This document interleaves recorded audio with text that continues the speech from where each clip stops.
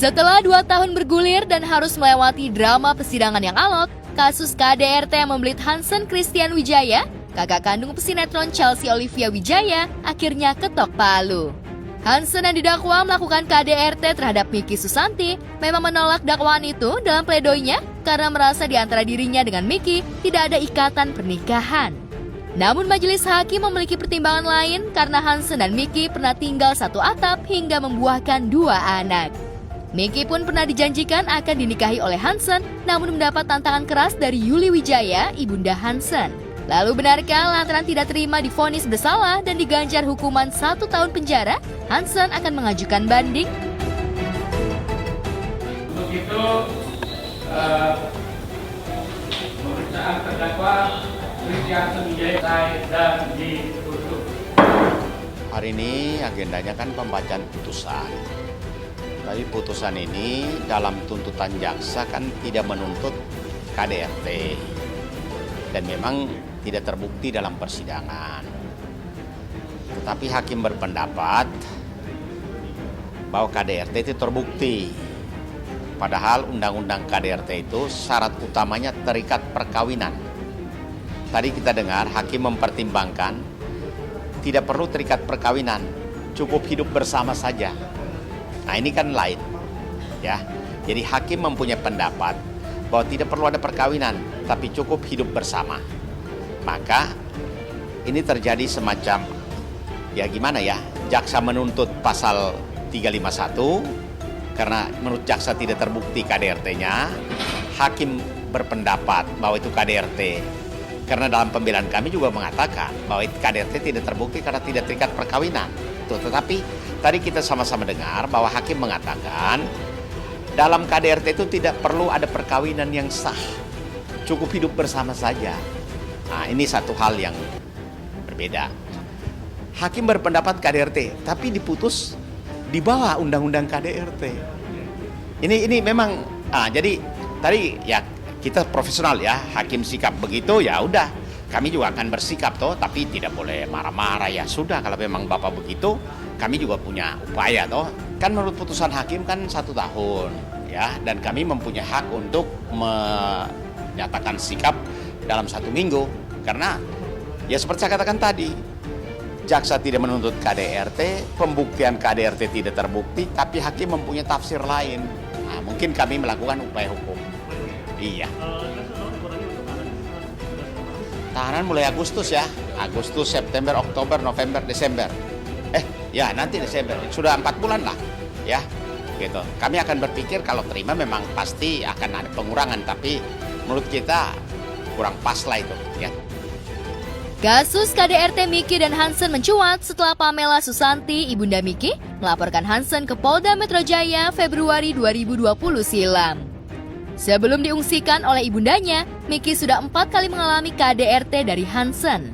Padahal saat itu, Hansen dan Miki sudah tidak tinggal serumah, lantaran Hansen sudah menikah lagi dengan wanita lain.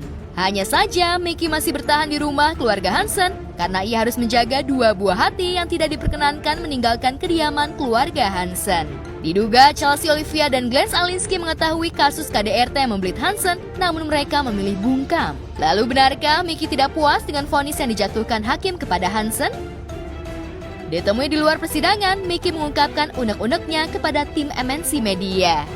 Berdasarkan hasil putusan sidang hari ini, Miki cukup puas ya dengan hasil putusan majelis hakim yang memvonis terdakwa dengan 1 tahun penjara. Ya. Karena apa? Karena tuntutan jaksa kan 8 bulan. Artinya hakim dengan bukti-bukti yang ada, dengan saksi-saksi yang dihadirkan di persidangan, kemudian mempertimbangkan dan memutuskan menghukum lebih berat si terdakwa dibandingkan dengan tuntutan yang cuma 8 bulan gitu ya. Tentunya Miki mengucapkan terima kasih dengan berbagai pihak, nanti akan Miki sampaikan sendiri. Tapi jelas Miki cukup puas dengan putusan majelis hakim pada sidang hari ini. Oke, kalau boleh tahu Bang, untuk persidangan ini berjalan berapa lama ya Bang, dari awal sampai akhirnya putusan ini? Jadi sidang ini sekitar bulan Agustus kalau nggak salah, ada sekitar 3-4 bulan dalam persidangan, dan Miki melalui kami kuasa hukumnya memonitoring persidangan, setiap persidangan, sehingga tahu perkembangannya, dan kemudian dengan keputusan majelis hakim ini menurut Miki ya itu sudah sesuai dengan fakta-fakta persidangan yang terungkap di persidangan. Dari fakta persidangan, dari saksi baik itu ibu kandungnya Miki maupun ibu kandungnya terdakwa itu menerangkan bahwa memang telah terjadi tindakan kekerasan dalam rumah tangga Miki, dan itu menyebabkan luka, dan kemudian luka itu divisum ya. Jadi ada bukti visum dalam persidangan, yang muncul di persidangan, bahkan dibacakan dan dihadirkan dokter yang melakukan visum. Kalau buat aku sih cukup ya, segitu aja udah cukup. Ya semoga aja jadi pelajaran aja buat ke depannya. Semoga dia nggak ngulangin lagi ke istrinya. Oke, Kak, ini kan terkait kasus KDRT juga ya. Kalau boleh tahu mungkin bisa diceritain juga Kak, untuk awal mulanya itu pertanggal berapa sih adanya kekerasan itu? Awal mulanya tahun 2015-an mulai pertama kali. Oke, untuk laporannya sendiri di tahun berapa mungkin Kak? Terakhir 2020 ya, Februari. 2020 ya. Nah, dari jenjang waktu tersebut kan itu cukup lama ya Kak. Kenapa akhirnya Kak baru ingin memutuskan melaporkan gitu Kak? Apa ada pertimbangan lain atau seperti apa? Kalau awal-awal sih ya karena saya takut ya, karena ya banyak ancaman. Kalau untuk yang terakhir ya menurut saya kayak dia tuh udah nikah, terus kenapa gitu masih harus keras ke saya gitu, harus ada kekerasan lagi. Di situ aja saya udah nggak kuat. Ancaman itu berupa fisik atau verbal atau seperti apa Kak? Dia sih omongannya sih. Dan di sini Yes, Kak. Kalau dari pendapat aku sih, mendingan sekalinya terjadi langsung speak up aja ke keluarga dulu kalau memang takut ke pihak lain. Jangan dipendam sendiri deh, nanti nyesal sendiri kalau terus berkelanjutan lama-lama. Harus berani melaporkan biar yang pelakunya itu efek jerahnya. Kalau awal-awal sih ya karena saya takut ya, karena ya banyak ancaman. Kalau untuk yang terakhir ya menurut saya kayak dia tuh udah nikah, terus kenapa gitu masih harus keras ke saya gitu, harus ada kekerasan lagi. Di situ aja saya udah nggak kuat gitu. Ancaman itu berupa fisik atau verbal atau seperti apa Kak? Dia sih omongannya sih. dan di sini Yes, Kak. Oke, kalau untuk Ibu sendiri mungkin bagaimana Bu menanggapinya nih Bu? Ya alhamdulillah ya, akhirnya itu udah yang kita tunggu-tunggu diputuskan juga oleh hakim. Di Pengadilan Agama Jakarta Selatan, sidang cerai antara Roro Fitria dengan Andri Wijaya sudah memasuki tahap kesimpulan. Sebagai prinsipal, Roro tidak hadir di persidangan karena harus bekerja mencari nafkah demi baby Sultan putranya. Sedangkan ketidakhadiran Andri tidak dikonfirmasi secara langsung oleh kuasa hukumnya. Lantas bagaimana kesimpulan jaksa dan majelis hakim terhadap rangkaian sidang cerai yang menghadirkan 5 saksi dari pihak Roro dan 2 saksi dari pihak Andri itu? Benarkah hasil kesimpulan lebih menguntungkan pihak Roro?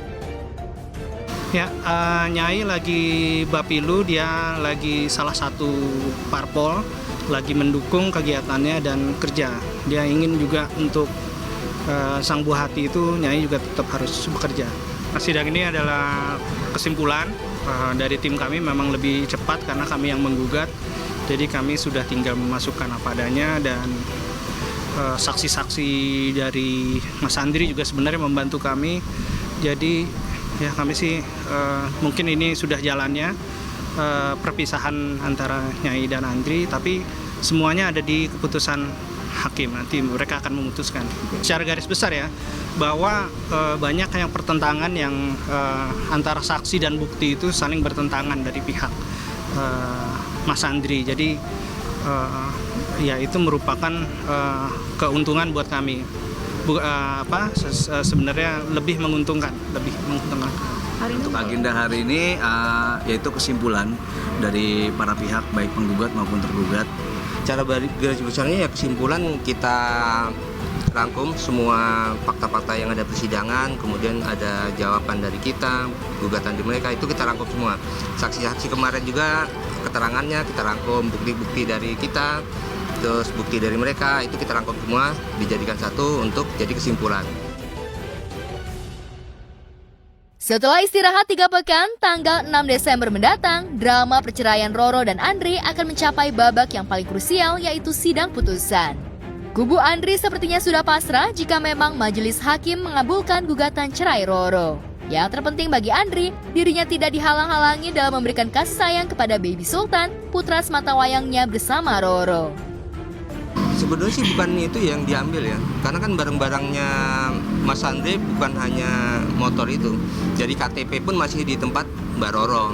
Ya sebetulnya kabar baik itu kita tunggu ya, karena kan kemarin pada saat kita masuk ke ruang sidang yang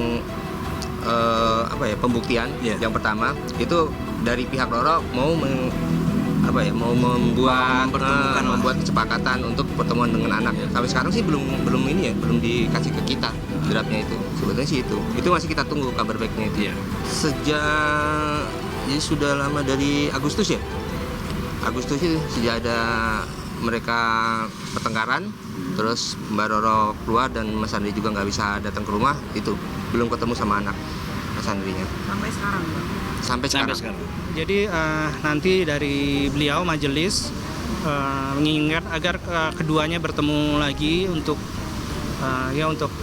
apakah itu untuk yang terakhir atau bagaimana kami tidak tahu ya.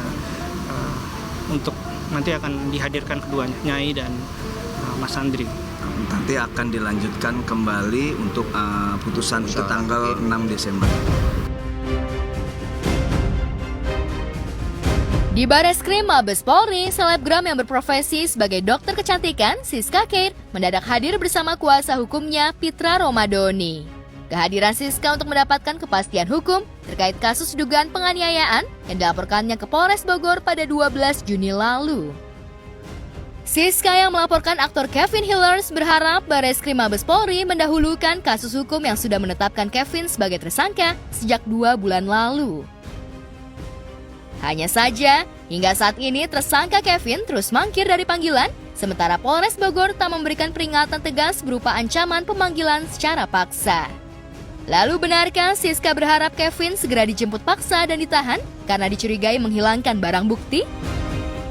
Agenda hari ini ya tentang kepastian hukum aja. Kita ke Mabes Polri untuk mendapatkan kepastian hukum dan perlindungan hukum terkait dengan laporan Dr. Siska terhadap saudara KH. Penahanan belum, karena kan waktu saya mendapatkan SP2HP bahwa tanggal 1 November sudah dipanggil, akan tetapi saudara tersangka ini tidak menghormati dan tidak menghadiri proses pemanggilan itu.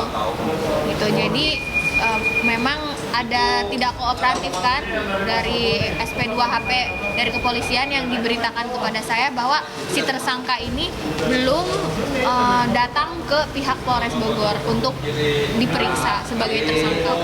Harapan saya bisa status tersangka saya bisa segera dicabut karena saya bukan pelaku tindak kriminal. Permohonan kepastian hukum dari Siska cukup beralasan mengingat kasusnya di Polres Bogor sempat dilimpahkan ke Polda Jawa Barat.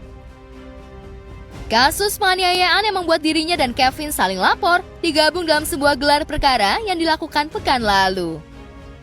Yang membuat Siska geram, kubu Kevin selalu menggiring opini negatif dengan mengedit video dan foto-foto penganiayaan agar terkesan dirinya sebagai korban penganiayaan. Itulah ada foto-foto yang bukan sekali dua kali yang menggiring opini, diedit, direkayasa, dipotong-potong yang membahayakan opini publik sehingga dia merasa playing victim. Padahal itu sendiri adalah video yang direkam oleh adiknya bersifat tidak objektif Dan pastinya juga itu bukan bukti ya, karena bukti itu tidak bisa dipotong-potong, tidak boleh direkayasa, dan harus kejadian utuh. Kalau ini kan bukan kejadian utuh, potongan-potongan direkam oleh adik kandung. Sehingga saya harap di sini pemirsa harus lebih bijaksana dalam mendapatkan informasi, karena itu kan informasi yang sifatnya menggiring opini, tidak fakta, dan membahayakan ya Bang ya. Dan di situ juga sangat disayangkan karena bukan hanya saya yang dicemarkan, akan tetapi penasehat hukum saya, kemudian institusi kepolisian banyak melakukan kegaduhan, dan bukan hanya tersangka, akan tetapi adiknya juga. Harapan saya hukum itu bisa berdiri tegak lurus, yang benar tetap benar, salah ya salah. Karena saya tidak ada melakukan pemukulan ke SK sama sekali. Kenapa saya dijadikan tersangka di Polres Bogor unit 4? Saya begitu kecewa dengan kriminalisasi yang saya rasakan. Mau jadi apa kalau negara seperti ini? Jadi saya juga berterima kasih tadi. Objektif Pak sidangnya? Menurut saya ya mungkin Ya dikasih nilai dikasih 70% atau 70% lah ya. Tak cuma mempidanakan Kevin, Siska juga menggugat mantan kekasihnya itu secara perdata dengan gugatan Wan Prestasi senilai 1,5 miliar. Siska berharap Bareskrim Mabes Polri dan pihak kejaksaan bisa menindak tegas kubu Kevin yang berulang kali tidak menghadiri panggilan mediasi. Komunikasi sih nggak ada, tinggal lagi kita hanya ingin meminta kepastian hukum dan perlindungan hukum itu aja. Karena kita nggak ada kewenangan kita komunikasi dengan pejabat-pejabat negara.